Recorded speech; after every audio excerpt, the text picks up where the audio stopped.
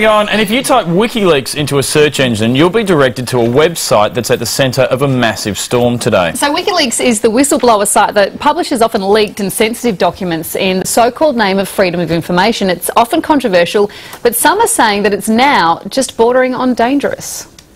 At this hour, American and coalition forces are in the early stages of military operations to disarm Iraq, to free its people, and to defend the world from grave danger. Fast forward 7 years, and while coalition forces have pulled out, America maintains a 50,000-strong presence in Iraq. Over the weekend, WikiLeaks began publishing nearly 400,000 leaked war documents. They claim the US is covering up incidents of torture and hiding the number of civilian deaths. According to WikiLeaks, over the course of the war, 31 civilians have lost their lives every day, more than 66,000 in total.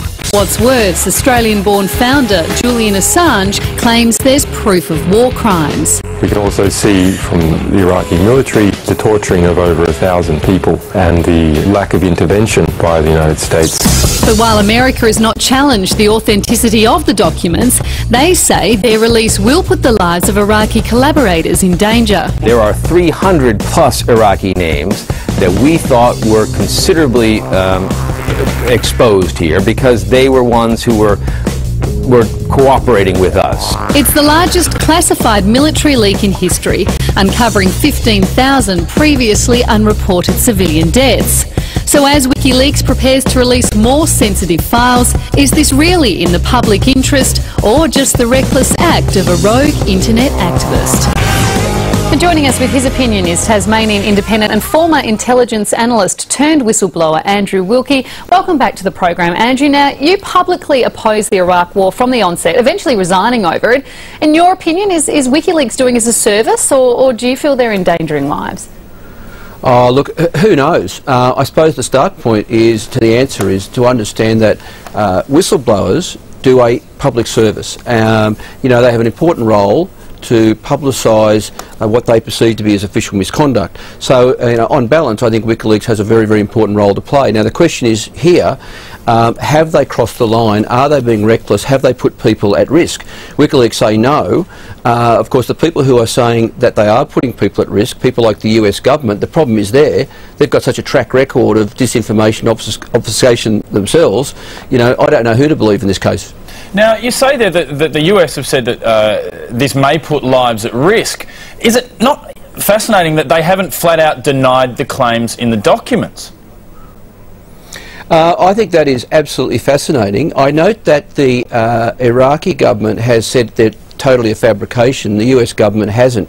I have a high level of confidence that this is fair dinkum material, that the sort of claims that WikiLeaks are now making about the number of people who have been killed, who have been tortured, I suspect that there is some truth, or maybe a lot of truth in those claims.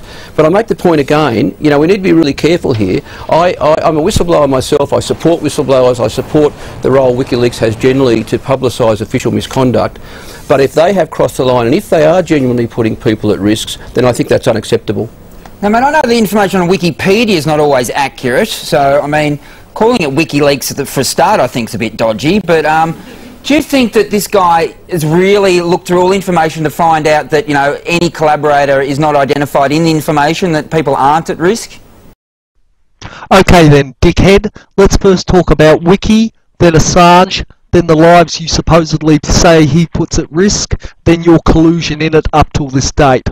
First, the things that you can find on Wikipedia are more truthful than anything that's come out of your low-rent mouth in the entirety of your lowbrow and ill-bred career. For instance, look up Bohemian Grove on Wikipedia. You won't find that in your Encyclopedia Britannica or on this stupid prick's show either. Why not? Because they don't want you to know about it. Does that make it an untruth? Or is it just not unquestionably accepting their propaganda? But of course Dave Hughes is the authority on this. He's just made a career out of entertaining drunks and pissants. Plus, computer hackers putting lives at risk by leaking military information onto the internet. So exactly whose lives are we threatening? Are we threatening the 66,000 tortured and dead Iraqis at the hands of our troops? that the WikiLeaks facts are revealing? Or are we protecting the lives of people like Dave Hughes, who have got to their comfortable positions of power by nestling up to the media hierarchy? Assange has severely redacted the reports that he has released, but whose lives are we actually saving? A bunch of sellouts and cutthroats who sold out their own neighbours and particular tribal enemies for cash or to emigrate to the US? Or Saddam's ex-CIA torturers looking to make their way out of the country any way they could? In other words, informers and quislings. Those who live by the sword die by the sword, so we really don't see why we should shed any tears over these people. It would be very, very hard. I think the figure today is 400,000 documents. It would be very difficult for them to be sure that there is nothing in there which is going to endanger anyone. So I suppose, you know, on one hand I'm strongly in favour of whistleblowers and the media that lets whistleblowers publicise their concerns, but I suppose in my heart I do have a certain restlessness here